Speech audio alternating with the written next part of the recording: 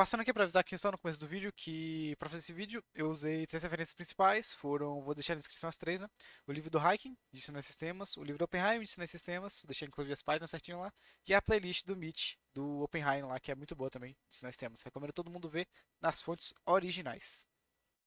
E aí, galera, tudo bem com vocês? Meu nome é Fernando e eu vou falar um pouquinho sobre convolução em sinais de tipo discreto, continuando nossa série aqui de sinais e sistemas, uma aventura no espaço sideral. É, Convolução foi uma operação criada de sinais e ela foi criada para resolver uma problemática, né? E imagine que você tem uma entrada x de um e você quer saber qual a saída dela, dada que ela foi imputada no sistema. Então, nesse caso, você vai lá, joga na EDO, então você mede e pega x, y de n, né? Se você quiser saber isso para outra entrada, você vai ter que fazer o mesmo processo. E para outra entrada é o mesmo processo, para outra entrada é o mesmo processo. E aí é desgastante, né? Você vai ter que ficar na EDO toda hora, então você tem que medir toda hora. Às vezes você não tem esse tipo de liberdade. Então alguém descobriu que uma vez que você imputa, né, uma função impulso, você recebe a resposta ao impulso, né, que seria a saída, e a gente chama ela de h de n. O que acontece? Essa saída é um pouco especial porque a partir dela conseguimos inferir muitas coisas sobre o sistema. E, inclusive, com ela nós podemos calcular para qualquer entrada qual vai ser a saída, com a operação de convolução. Ela é representada dessa maneira aqui com um asterisco, né? Só que na realidade ela é esse trambolho aqui. Ela pode parecer lindinha, mas não é tão, não. Convolução, só vale a pena ressaltar que é uma ferramenta muito poderosa, mas ela só vale para sistemas LIT, né? Sistemas lineares e invariantes no tempo, né? Você vê aqui que tem um somatório, né? Que de cada vai de menos infinito a mais infinito. Aqui nós temos o sinal que a gente quer calcular a saída e a nossa resposta ao impulso, né? Ela forma nossa equação 1, que é a equação da convolução. Para a gente reduzir essa fórmula, para entender um pouco melhor, a gente vai precisar dessas duas propriedades aqui dos sistemas lineares, né? A gente tem que, se uma entrada dá uma saída tal, se uma entrada x1 dá uma saída y1 e uma entrada x2 dá uma saída y2, a gente pode dizer que se a gente aplicar a soma das entradas, a gente vai obter a soma das suas respectivas saídas, né? Então, se a gente somou x1 com x2, a gente vai obter y1 mais y2. Faltou um mais aqui, né? Deixa eu consertar aqui. Mais. Além disso, a gente precisa dessa outra propriedade, que é se a gente tem uma entrada e ela. Se a gente tem uma entrada e ela resulta numa saída y de uma entrada x de 1. Não, uma entrada x1 de n e que resulta em uma saída y1 de n, a gente pode multiplicar a entrada para obter a mesma saída multiplicada pela mesma constante. É... Indo um pouquinho mais para cima, a gente pode ver um pouquinho melhor aqui, né? Se a gente for dar uma olhada nesse sinal discreto, a gente percebe que ele não é nada mais, nada menos que várias funções impulso deslocadas, né? Então, aqui seria a função impulso clássica, né? Que é a função que é impulso de n, enquanto aqui ela seria a função impulso deslocada menos uma, só que não qualquer uma, que aqui vai ser multiplicada por 1, né? Mas agora se fosse essa daqui, ia ser a função impulso deslocada para 2, multiplicada por 1 também. Não, 2, 2. 2 aqui e 2 aqui, né? É, Pronto. Sabendo disso, né, que toda entrada toda entrada discreta é uma soma de funções de impulso deslocadas multiplicadas por uma magnitude, a gente pode deduzir a seguinte coisa, né? Se a gente vem aqui, a função impulso gera uma saída, né?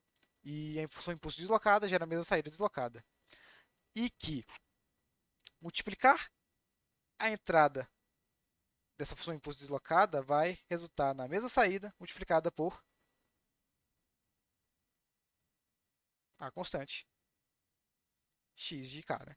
No caso esse aqui eu estava multiplicando aqui agora, né?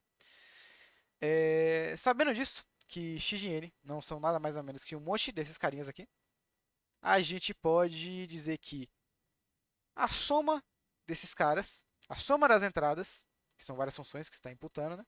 Só que agora são deslocadas, a soma das entradas vai ser igual à soma das saídas. Oh. Então, eu pego esse cara, né? Lá ele. Esse daqui. Esse daqui. E vario K de menos infinito a mais infinito. Nesse caso aqui, aqui você vê que o sinal ele só tem de 0 a 4, né? Então, não faria sentido, né? Eu variar de menos infinito a mais infinito, porque eu não ia somar infinitas coisas, né? E eu só ia fazer de 0 a 4, né? Então, partindo para o exemplo mais prático, a gente tem nossa entrada aqui, x de n, e a nossa saída, que é h de n. Você vê aqui que aqui tem 4 pontos, aqui tem 3 pontos. E a gente pode fazer a convolução deles dois. Tem duas formas de fazer isso, que é com é, o gráfico aqui, ou então fazendo isso só expandindo o somatório, né? Então, o que acontece? A gente vai fazer o que está mandando aqui. É uma receita de bolo, né? Sempre. Então, a gente vai pegar o nosso h de n, deslocar ele k vezes e multiplicar pela constante aqui desse daqui, certo? Então, fazendo isso para zero, a gente começa do zero, né? Porque aqui começou do zero. Se tivesse mais coisa para cá, a gente ia fazer mais coisa para cá, né? E se tivesse mais coisa para cá, a gente ia fazer mais coisa para cá. Então, a gente vai deslocar ele aqui começando do zero. Então, vai ficar x de k, x de zero, vezes h de n menos k, que no caso é h de, k, h de n, né? Então, a gente pode até colocar a legenda aqui, ó, de que esse aqui que a gente está fazendo é o nosso x de zero vezes h de n. É... Como é que a gente faz isso? A gente pega esse gráfico, multiplica por esse ponto, que é x de zero, e obtém o nosso resultado, né? Se você for ver, aqui tem 1, 2 e 1, e aqui é 1. Então a função vai continuar a mesma, né? Aqui 2, 1 e 1 também. Quando a gente vai para o próximo k, a gente vai ter x de 1 vezes h de n menos 1. Certo. Aqui a gente tem a nossa função impulso deslocada para a esquerda. Só que agora ela é multiplicada por 2, que é x de 1, né? X de 1. Então aqui vai ficar 2, 4 e 2. A gente vai repetir esse processo sempre em formato de escadinha, né? É, de novo, aqui a gente vem com 2, 4 e 2. E a gente vem aqui com 1, 2 e 1. Você percebe que a gente fez isso 4 vezes porque só existem 4 pontos aqui em cima, né? E você percebe também que o que a gente vai fazer agora? Somar, né? Somar. A gente vai somar, pô. Então, porque no final de contas é um somatório, né? O nosso sinal, y de n, vai ser 1, que o 1 mais 0 mais 0 mais 0. 2 mais 2, 4. 1, 4. 2 mais 4 mais 1, 7. 1 mais 4 mais 2, 7 também. 2 mais 2, 4. E 1 aqui. Esse aqui é o nosso y de n, né? Essa aqui é a nossa saída. Então, você vê aqui que é uma escadinha, ele está sempre deslizando, né, para a direita.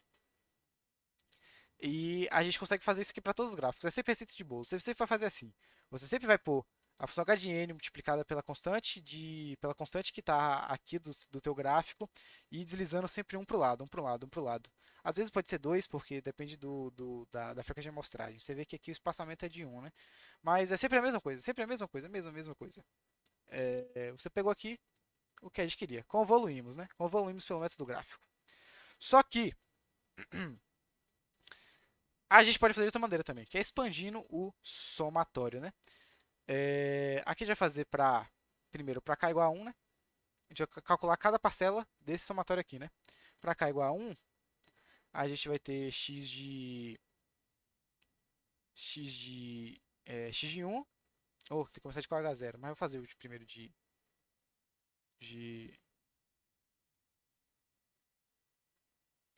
como é que é o nome?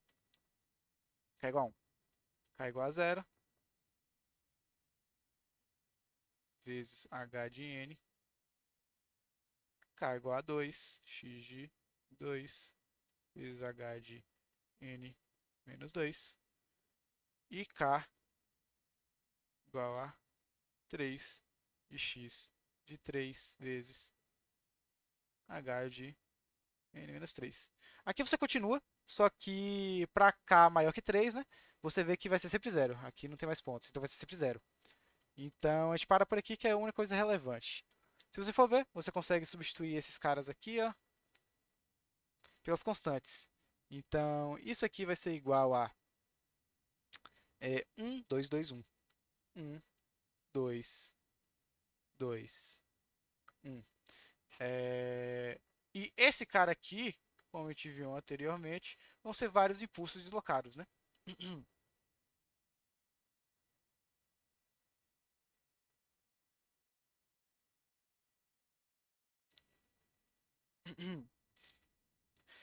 Esse cara aqui vai ser essa aqui deslocada, né? Que são a sequência de várias funções de impulso. Então, n-1 mais função impulso de n menos 2 mais função impulso de n menos 3, né? Deu pra entender. Você fazendo isso aqui, no caso aqui vai ser zero, vai ser a função original. E no final de tudo você vai somar esse com esse, com esse, com esse. Não esqueça de fazer distributivo, tudo certinho. E você vai obter esse mano aqui. Como foi que eu montei esse mano? Eu peguei essa função impulso, trouxe ela para cá. Eu peguei essa função impulso e trouxe ela para cá. Perceba que ela está deslocada aqui com -1, de acordo com o ponto aqui que ela está, né? E a magnitude dela é 4, está multiplicando aqui. Assim como eu multipliquei a magnitude 1 aqui. Eu basicamente repeti isso para todos os pontos e agora eu tenho essa função, né? Decomposta em vários sinais de impulso, né? Então, se isso aqui der igual a isso aqui, quer dizer que está correto, né? Tem que dar a mesma coisa. Se não der, aí alguém mande falar com Nikola Tesla aí, né? É, Só lembrando que para saber se o seu processo de convulsão está certo, é um tipo de prova real, né? Um tipo de coisa. Você pode verificar quantos pontos tem a seu sinal de convulsão. Seu sinal de convulsão deve ter 3 mais 4 menos 1. Por que 3 mais 4 menos 1? Vai ser a soma dos pontos de sinal de entrada mais a soma dos pontos de sinal do sinal de H de N, né? Menos 1. Então, nesse caso aqui vão ser 6 pontos. Vamos ver se o nosso está certo aqui. Aqui tem 1, 2, 3, 4, 5, 6 pontos. Então, pelo menos a quantidade de pontos está correta, né? Os valores aqui podem estar errados, mas a gente fez tudo certinho aqui, eu confio, né? Vocês percebem que isso aqui é uma matriz triangular. E que a gente pode representar isso, né? Porque como o sistema todo é um slit, né, um sistema linear, a gente pode tentar representar isso aqui em uma matriz, né? E no final a gente vai ter os nossos os nossos valores aqui, né? 1, 1, 4, 7, 7, 4, 1. Aqui tem 6 valores, assim como aqui embaixo, né? Então, se fizer tudo certinho, a gente consegue modelar isso aqui em uma matriz, né? E conseguir esse tipo de coisa, né? Até porque é uma combinação linear, né? Característico disso aqui. Só que agora nem só de cálculo vive dinheiro, né? Porque o cara tem que ter uma paciência aí também, né? Chegando aqui no nosso Google Colab, né? A gente pode utilizar a nossa ferramenta Python aqui para não ter que ficar fazendo isso aqui na mão, né? Toda hora. A gente pode definir o nosso. A gente pode começar, né? Definindo nosso x de n e definindo o nosso h, que é a saída do impulso, né? Depois disso, a gente pode definir o nosso vetor y, que vai ser um vetor de zeros por enquanto, vezes o tamanho que ele vai ter. Como a gente viu aqui antes, o tamanho aqui vão ser 6 pontos, que vão ser 3 mais 4 menos 1, né? Mesma coisa aqui. Aqui vai ser length de x mais... Vou botar um parênteses aqui. Length de x mais length de h menos 1 parênteses. E vamos printar o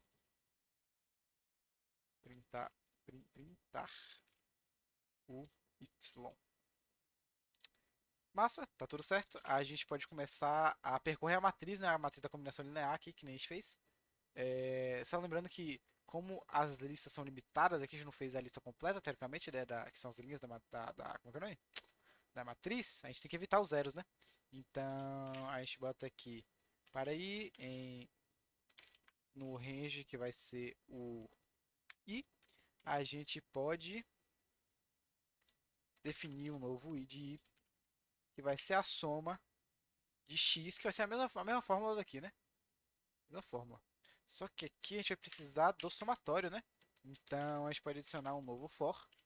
Vai ser um for no range de tamanho de h mais um, dois pontos. Aqui vai ser length, né?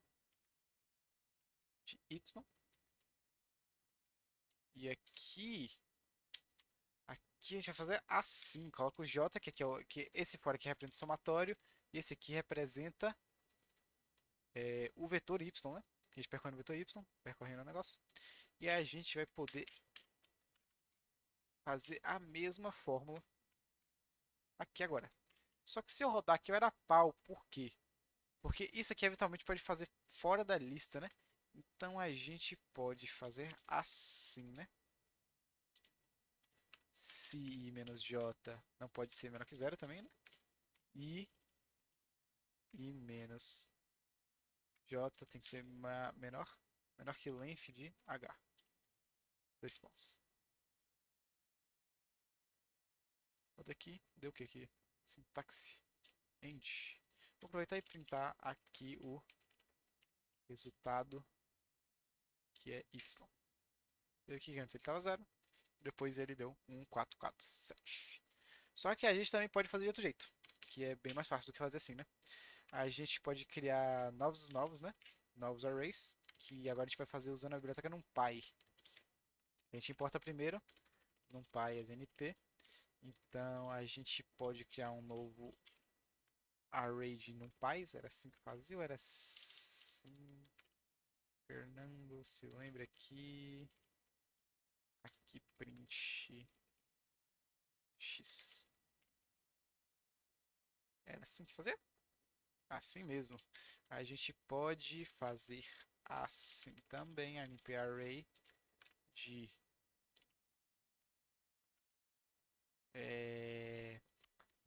2.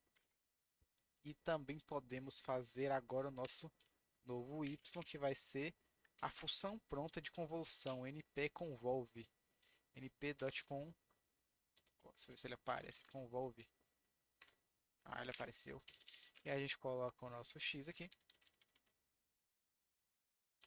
O nosso h aqui.